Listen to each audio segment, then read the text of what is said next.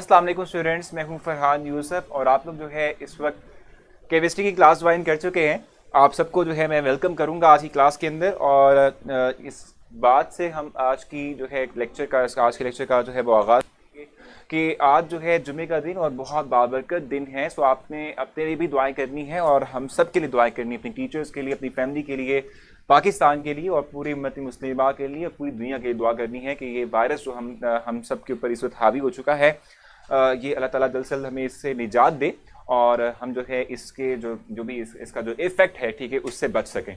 अच्छा देखो, हमने लास्ट टाइम जो चीज़ डिस्क्राइब करना स्टार्ट की थी वो बेसिक तौर पे एविडेंस ऑफ एटम, और मैंने आप लोगों को बताया कि क्यों हम कंपाउंड माइक्रोस्कोप या ऑर्डिनरी माइक्रोस्कोप के थ्रू एटम नहीं देख पाते। और फिर मैंने इलेक्ट्रॉन माइक्रोस्कोप की बात की थी कि उसके थ्रू हम क्या करते हैं, एक जो है ग्रेफाइट की एक जस्ट पिक्चर ले लेते हैं, ठीक है, जिसके अंदर हमें सर्कल्स नजर आते हैं, जो सर्कल्स इंडिकेट करते हैं कि यहाँ एटम्स मौजूद हैं और एटम की प्रेजेंस है, ठीक है। अच्छा, अब लास्ट पॉइंट मैंने आज डिस्क्राइब करना है एविडेंस ऑफ एटम के हवाले से, फिर हम मॉलिक्यूल की तरफ चले जाएंगे। मैंने कल आप लोगों को एक्सरेज का थोड़ा बहुत बताया था कि एक्सरे एनालिसिस के थ्रू हम एटम या एटम के डायमीटर को कम से कम देख पाते हैं, यानी कि जज कर सकते हैं। उसकी हमने मेजरमेंट भी देखी थी, थोड़ी बहुत हमने वैल्यू भी जो है डिस्क्राइब की थी। एक्सरेज जो है they are much more energetic rays as compared to electron beam and visible light, ठीक है। सो विजिबल लाइट और जो हमारे पास इलेक्ट्रॉन बीम है, इसकी निस्बत एक्सरेज का मोर एनर्जेटिक होना, ठीक है, इस बात को शो करता है कि इसकी वेवलेंथ भी क्या होगी, शॉर्टर होगी, इसकी वेवलेंथ छोटी होगी as compared to electron beam और विजिबल लाइट, ठीक है। तो इसलिए हम कहते हैं कि एक्सरेज जो है, ठीक है, इसके थ्रू समहाउ हम कह सकते हैं कि हमारे पास जो है एटम को देखना आसान या समहाउ पॉसिबल है, ठीक है। हम कहते हैं कि इसके थ्रू हम एटम को देख पाएंगे या एटम जो है उसको हम देख सकते हैं, ठीक है भाई। सो यही चीज जो है यहाँ पर राइट करते हैं। एक्सरेज की हम इस वक्त बात कर रहे थे और मैंने आप लोगों से बात कही थी, ठीक है, कि एक्सरेज फॉल करके हमने एटम जो है, ठीक है, उसके हवाले से देखा था कि एटम का डायमीटर कितना हो सकता है। सो हमारे पास जो पॉसिबल वैल्यू आई थी, हमने जो कल देखी थी, वो हमने राइट भी की थी यहाँ पर, कि डायमीटर ऑफ एटम जो है वो अराउंड होता है, वो इक्वल है 2 इंटू 10⁻⁻10 मीटर, या ये वैल्यू हम लिखते हैं 0.2 नैनोमीटर के, ठीक है, 0.2 नैनोमीटर के, ठीक हो गया। 2 इंटू 10⁻⁻10 मीटर होता है। इसको ही हम राइट कर सकते हैं। देखो हमने क्या किया है, जस्ट ये देखो 10⁻⁻10 है और मैंने कल ही आपको बताया था कि n मींस नैनोमीटर, ठीक है, इसका मतलब होता है 10⁻�9, ठीक है। हमने पॉइंट को क्या किया है, यहां से इधर लेकर गए हैं, यानी यहां पर पॉइंट था हमारा, ठीक है, इसको हम इधर लेके गए, राइट साइड पे लेके गए, सॉरी लेफ्ट साइड पे लेके गए हैं, ठीक है। सो उससे क्या हुआ है कि हमारी जो वैल्यू थी पॉइंट, जो रेज टू पावर की फॉर्म के अंदर हमारी जो वैल्यू थी नेगेटिव फॉर्म के अंदर, वो रिड्यूस हो गई है, 10⁻⁹ हो गई है, तो हम इसको नैनोमीटर लिख सकते हैं, 0.2 नैनोमीटर भी लिखा जा सकता है, ठीक है जी। सो ये बेसिक तौर पे हमारे पास एक जो है डायमीटर ऑफ एटम के हवाले से इंफॉर्मेशन थी जो हमने एक्सरे एनालिसिस के थ्रू गेट की थी। इसके अलावा जो है हमने जो है एटम का जो मैस था उसकी एक रेंज स्पेसिफिक देखी थी, जो कि हम इसके थ्रू जो है हमने समहाउ एक गेस वर्क किया था, जो कि हमारे पास था 10⁻⁻, हम कहते हैं 27 टू 10⁻⁻25, ठीक है। ये हमारे पास क्या है, बेसिक तौर पे ये एक रेंज है जिसमें हम कहते हैं कि एटम का मैस रिलाई करता है, ये किलोग्राम के अंदर है। और आप जानते हैं कि जब भी हम एटम की बात करते हैं और उसके मैस की बात करते हैं तो हम इतना बड़ा यूनिट इस्तेमाल नहीं करते मैस को रिप्रेजेंट करने के लिए। किलोग्राम बहुत बड़ा यूनिट है। हम छोटे यूनिट जो है उसके थ्रू किसी एक एटम जो है, ठीक है, उसके मैस को रिफ्लेक्ट करते हैं। तो किलोग्राम का यूनिट इस्तेमाल करने के बजाय हम एएमयू का जो है यूनिट इस्तेमाल करते हैं। और अगर आपको जो है किलोग्राम की वैल्यू को एएमयू में कन्वर्ट करना, तो आप कैसे करेंगे, 1 एएमयू जो है वो एग्जैक्टली इक्वल होता है 1.661 इंटू 10⁻⁻27 kg के, ठीक है। सो आप इसके थ्रू यानी इस कन्वर्शन के थ्रू, यानी इसके थ्रू, यानी इस वैल्यू के थ्रू आप जो है किलोग्राम की वैल्यू को कन्वर्ट कर सकते हो इनटू एएमयू, ठीक है। एटॉमिक मैस यूनिट में आप अपनी वैल्यू जो है वो कन्वर्ट कर सकते हो, यानी कि मैस ऑफ एटम को कन्वर्ट कर सकते हो। और लास्ट जो इन्फॉर्मेशन हमें इससे मिलती है, एक्सरे एनालिसिस के थ्रू मिलती है, हम इस इन्फॉर्मेशन में भी आपसे शेयर करूंगा, इसके थ्रू हम आइडिया कर सकते हैं कि एटम कितना छोटा होता है। यानी हम एक डॉट भी लगाते हैं, इस डॉट के अंदर भी हम कहते हैं कि हमारे पास 2 मिलियन ऑफ एटम्स जो है मौजूद होते हैं, 2 मिलियन ऑफ एटम्स।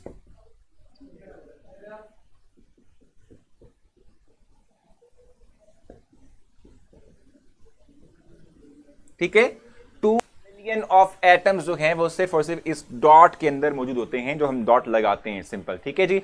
सो इतना छोटा पार्टिकल है जिसकी हम बात कर रहे हैं, जिसको हम जो है इस वक्त डिस्क्राइब कर रहे हैं, जिसका डायमीटर आप देख सकते हैं बहुत छोटा है, 10⁻⁻10 मीटर, ठीक है, बहुत छोटी वैल्यू है ये। इसका मतलब ये होता है कि मैंने जीरो लगाने, यानी 0.0000 करके फिर जाके 2 कहीं पर आएगा 9 जीरोस के बाद, ठीक है जी। सो ये बेसिक तौर पे हमारे पास एक ओवरऑल इंफॉर्मेशन जो हम एक्स एनालिसिस के थ्रू गेट करते हैं। इस हवाले से आपने मुझसे कुछ पूछना, आप पूछेंगे। मैंने कल भी ये चीज डिस्क्राइब की थी, लेकिन आपने कहा था कि कल आप स्टार्ट में फिर से रिवाइज कर दीजिएगा। सो मैंने रिवाइज कर दी है, एक्स एनालिसिस को मैंने डिस्क्राइब कर दिया है। अगर आपने मुझसे कुछ पूछना आप पूछेंगे, नहीं तो क्लियर मेंशन करेंगे, ताकि हम मॉलिक्यूल को डिफाइन कर सकें और मॉलिक्यूल की डिफरेंट टाइप्स की तरफ को मूव कर सकें। सो आप इस वक्त कमेंट कर सकते हैं 2 मिलियन, एग्जैक्टली 2 बिलियन एटम्स। हमारा अभी मैंने तमाम चीज़ें पढ़ाई हैं, जिसमें मैंने आपको बताया कि एक्स एनालिसिस के थ्रू ना सिर्फ हम एटम का जो डायमीटर है उस हवाले से जो है बता सकते हैं, बल्कि इसके अलावा जो है हम कहते हैं कि एक हमारे पास रेंज आ सकती है कि जितनी हमारे पास यानी कि किसी एटम की जो है मैस है वो उसकी रेंज स्पेसिफिक आ सकती है। AMU जो है स्मॉलर यूनिट है जिसके अंदर हम एटम का मैस रिफ्लेक्ट करते हैं, मेंशन करते हैं। सर मैस ऑफ एटम जी समझ नहीं है अभी जी, काफी बता चुका हूं कि एक स्मॉलर यूनिट है जिसके थ्रू हम एटम का मैस रिफ्लेक्ट करते हैं। फिर रेडियस से फिर एटम का रेडियस कैसे मालूम होगा, इसको हाफ कर दें भाई, रेडियस डायमीटर जो है उसका हाफ रेडियस कहलाता है, तो इसको इसमें तो कोई मसला नहीं है, आप जस्ट डायमीटर को हाफ कर देंगे तो रेडियस आ जाएगा, ठीक है जी। मेरे ख्याल से ये क्लियर हो चुकी है चीज। अच्छा एक चीज मैं आपको बता दूं कि अगर जो आप बार बार एक ही जो है कमेंट को वापस वापस वापस जो है अगर जो है रिपीट करेंगे तो हो सकता है कि सिस्टम के पीछे बैठे जो हमारे मेंबर हैं वो आपको ब्लॉक भी कर दें, ठीक है जी। सो ये चीज़ आपने जहन में रखनी है। और जैसे मैं आपको बता चुका हूं कि डायमीटर का हाफ रेडियस कहलाता है, तो आई थिंक इससे छोटा मतलब इससे छोटे से जो है मतलब कॉन्सेप्ट को आपको पता होना चाहिए था। डायमीटर का हाफ जो है वो रेडियस कहलाता है। डायमीटर का मतलब क्या होता है, डायमीटर समझा दें तो एक सर्कल अगर हम इमेजिन कर लें, एक सर्कल हमारे पास है, एक लाइन के जो इस सेंटर में से पास करके सर्कल को दो हाफ में कन्वर्ट कर दे, इसे डायमीटर कहते हैं। वन ही होता है नहीं, लाजमी नहीं है। जतन इसका हाफ कर लो ना, 0.2 का हाफ कर लो, 0.1 नैनोमीटर बन जाएगा। एग्जैक्टली आपने देखा हाजरा कि वो जो पिक्चर आपको मिली है उसमें जो है लाइंस के दरमियान गैप मौजूद है स्पेसिफिक, ठीक है जी। क्लियर हो चुका है। तो मैं आप चलूंगा टूवर्ड्स मॉलिक्यूल और मॉलिक्यूल डिफाइन करूंगा और उसकी डिफरेंट टाइप्स की हम बात करेंगे। अच्छा एक चीज मैं आपको बताना भूल गया, और आज हमारा जो है 4 बजे भी है, हम हमारे साथ जो है कैरियर काउंसलिंग सेशन के अंदर एक मोटिवेशनल स्पीकर होंगे और वो आपको जो है मोटिवेट भी करेंगे, आपको गाइड भी करेंगे और जो है आपको बहुत कुछ बताएंगे भी, ठीक है। सो आपने जो है करना क्या है कि आपने 4 बजे जो है हमें लाइव जरूर ज्वाइन करना है। सर इलेक्ट्रॉन माइक्रोस्कोप से क्या हम एटम से के बारे में चीज़ देख सकते हैं?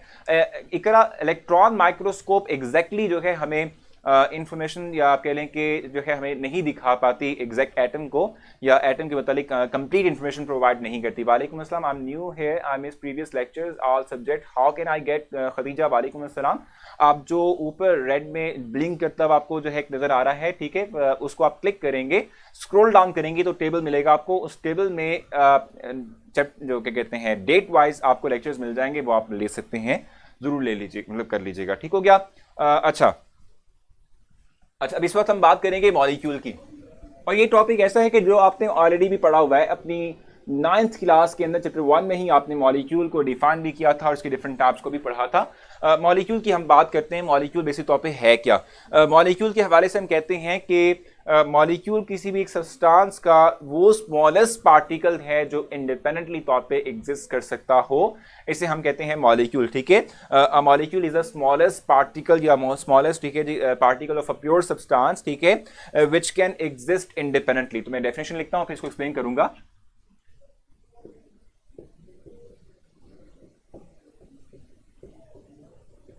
is the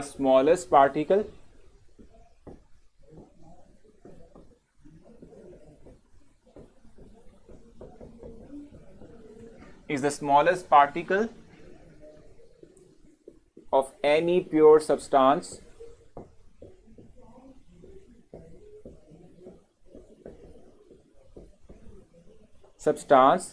that can exist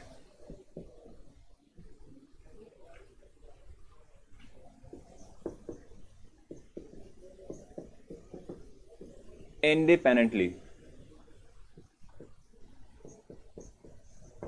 जो क्या कर सकता है भाई, इंडिपेंडेंटली तौर पे एग्जिस्ट कर सकता हो, इसे हम कहते हैं कि हमारे पास मॉलिक्यूल है। किसी भी सब्सटेंस, प्योर सब्सटेंस का सबसे छोटा पार्टिकल जो इंडिपेंडेंटली एग्जिस्ट कर सकता हो, ठीक है, इसे हम जो है कहते हैं कि हमारे पास क्या है, it is called as molecule. इसको हम मॉलिक्यूल का नाम देते हैं। देखो आप ये बात जानते हो कि 118 एलिमेंट्स हमारे पास मौजूद हैं। किस हवाले से भाई, 118 एलिमेंट्स मौजूद है हमारे पास, जो प्रोडिक्टेबल के अंदर हमारा जो है प्रोडिक्टेबल का हिस्सा है, ठीक है। और इन 118 एलिमेंट्स में से हम कहते हैं सिर्फ और सिर्फ चंद एक एलिमेंट्स, जिनको हम नोबल गैसेस का नाम देते हैं, सिर्फ ये स्टेबल है। सिर्फ जो है पार्टिकल्स, यानी ये एलिमेंट्स जो हैं ये स्टेबल हैं, ठीक है। क्यों स्टेबल है? ये इसलिए स्टेबल है कि इनका डुप्लेट या ऑक्टेट कंप्लीट है, ठीक है। बाकी जितने भी एलिमेंट्स हैं उनको बॉन्ड लाने की जरूरत पड़ती है, वो बॉन्ड बनाते हैं तो फिर ही उनका ऑक्टेट या डुप्लेट कंप्लीट होता है, ठीक हो गया। सो हम कहते हैं कि भाई क्या होगा कि फिर हम ये बात देखते हैं कि वो एटम के जो डुप्लेट ऑक्टेट कंप्लीट रखे हुए हैं, स्टेबल हैं, वो इटसेल्फ एक यूनिट क्या कहते हैं मोनोटॉमिक मॉलिक्यूलर फॉर्म में एग्जिस्ट करते हैं।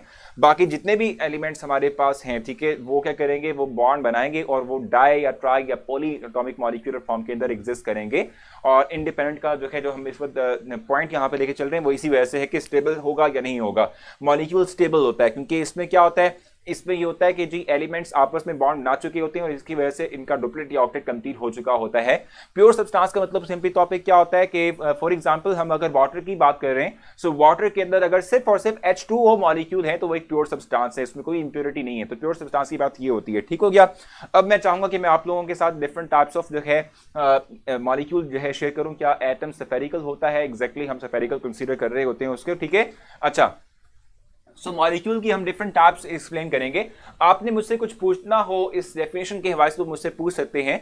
अगर नहीं पूछना तो आप मुझे क्लियर मेंशन कर दें ताकि मैं इसको रेज करके मॉलिक्यूल की डिफरेंट टाइप्स आपको समझा सकूं। सो अगर आपने मुझसे कुछ पूछना हो इस डेफिनेशन के हवाले से आप मुझसे पूछ सकते हैं। अगर नहीं है कोई क्वेश्चन तो आप मुझे क्लियर कर दें ताकि हम आगे चल सकें। मोबाइल पर सर की प्रोफाइल कहाँ से शो होती है? सो अक्सर इस वक्त जो मेरी आपकी स्क्रीन पर जो वीडियो डिस्प्ले हो रही है, इसके लेफ्ट साइड के ऊपर मेरा नाम मेंशन किया होगा, आप उसको क्लिक करेंगी तो मेरी प्रोफाइल पर चली जाएंगी। एलिमेंट या एटम, सर क्या मतलब, समझ नहीं आ रही आपने क्या क्वेश्चन पूछा है। मॉलिक्यूल और एटम के बीच क्या डिफरेंस है? तो मॉलिक्यूल जो है ये इंडिपेंडेंट एग्जिस्ट करता है हमेशा, ठीक है। और हम कहते हैं कि एटम में और मे नॉट इंडिपेंडेंटली एग्जिस्ट, ठीक हो गया। प्योर सब्सटेंस क्या होते हैं भी मैंने आपको बताया था कि वाटर की अगर हम बात कर लेते हैं, अगर सिर्फ वाटर के अंदर वाटर के ही मॉलिक्यूल यानी H2O ही मौजूद है तो ये प्योर सब्सटेंस है। अगर उसमें कोई आयंस की फॉर्म के अंदर इंप्योरिटी आ जाती है तो इम्प्योर सब्सटेंस बन जाता है, ठीक हो गया, क्लियर है। सो मेरे ख्याल से मैं आगे चलना चाहिए। मैं डिफरेंट टाइप्स ऑफ मॉलिक्यूल इस पर डिस्क्राइब करूंगा आपके सामने।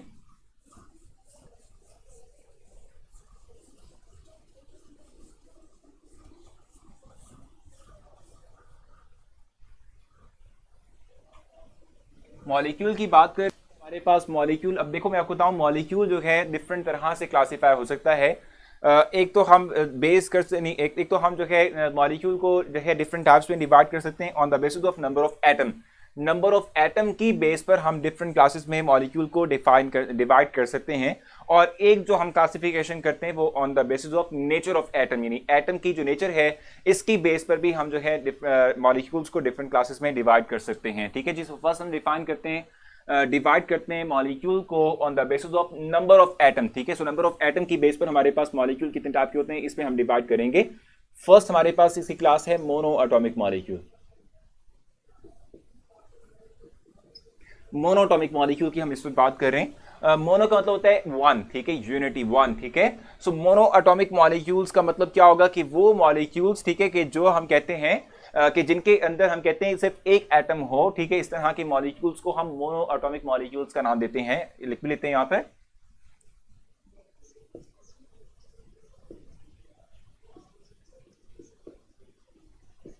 Those molecules which consist of only one atom, they are called as monatomic molecule।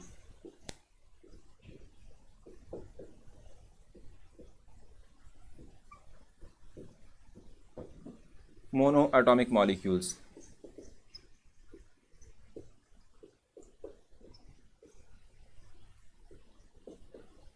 ठीक है। For example helium, neon, argon, krypton. ठीक है, ये वो मॉलिक्यूल यानी ये वो मॉलिक्यूल्स हैं कि जो सिंपल एक एटम पर मुश्तमिल हैं, ये इंडिपेंडेंटली एग्जिस्ट कर सकते हैं। ठीक है, यानी ये सिंगल एटम की फॉर्म में एग्जिस्ट कर सकते हैं क्योंकि इनका डुप्लेट या ऑक्टेट कंप्लीट है। ठीक हो गया। The molecule which consist of only one atom they are called as monatomic molecule. ठीक है, और ये मोनोटॉमिक क्यों है कि इनके पास सिर्फ और सिर्फ एक एटम मौजूद है और ये इंडिपेंडेंटली तौर पे एग्जिस्ट कर सकते हैं। इनको हम मोनो एटॉमिक मॉलिक्यूल का नाम देते हैं। ठीक है, इस तरीके से हम मॉलिक्यूल्स को डायटॉमिक भी कहते हैं।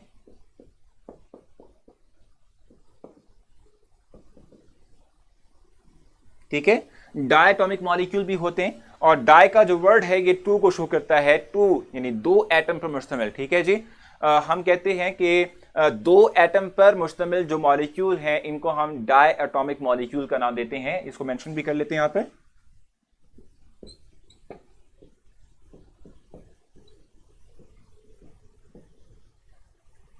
The molecules which consist of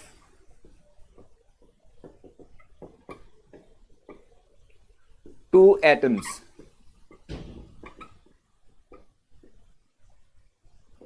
they are called as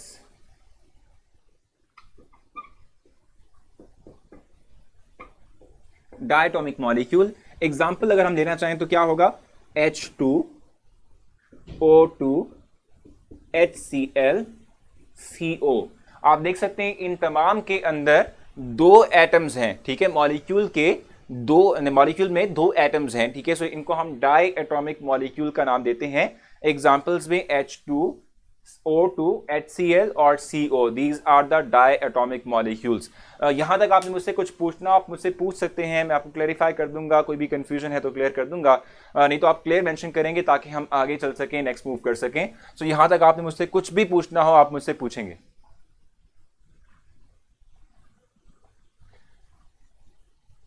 देखो, एक एटम के साथ कोई भी मॉलिक्यूल यानी कोई एटम एक एटम जो है वो किस तरीके से इंडिपेंडेंटली एग्जिस्ट कर सकता है कि अगर उसका डुप्लेट या ऑक्टेट कंप्लीट हो, क्योंकि हम जानते हैं जब भी डुप्लेट या ऑक्टेट कंप्लीट होता है, ठीक है, तो हम कहते हैं कि ये हमारे पास क्या होता है कि ये स्टेबल एटम होता है। तो अगर एक एटम स्टेबल है तो उसे बॉन्ड बनाने की क्या जरूरत पड़ी है।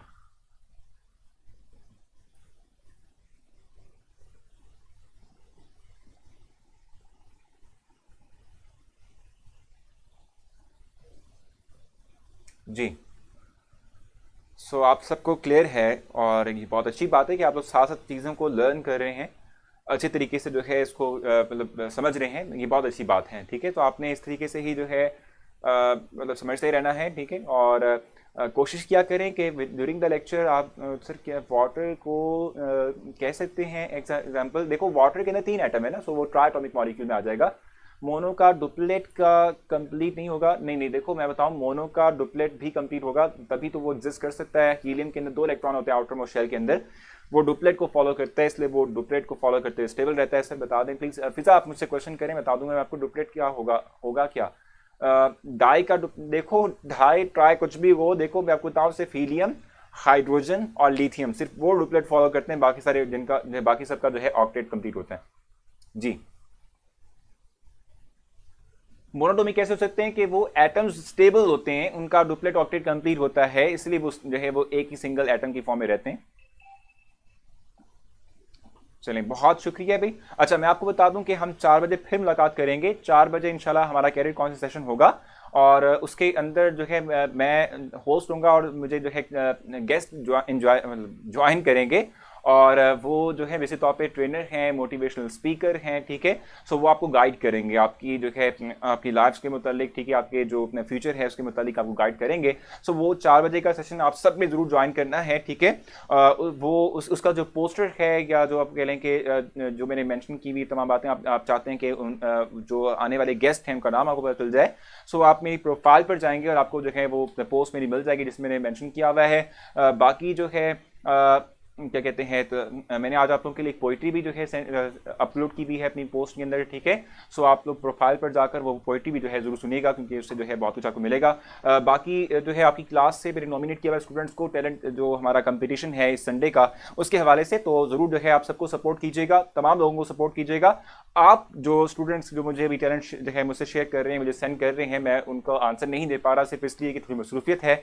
इंशाल्लाह संडे तक की तमाम मसरूफियत ख़त्म हो जाएंगी, उसके बाद फिर जो है आप लोगों के जो क्वेश्चंस हैं उनका आंसर भी करूंगा, और इसके साथ आप लोगों के जो टैलेंट आपने मुझसे शेयर किए हुए हैं वो मैं सेव भी कर लूंगा, ठीक है।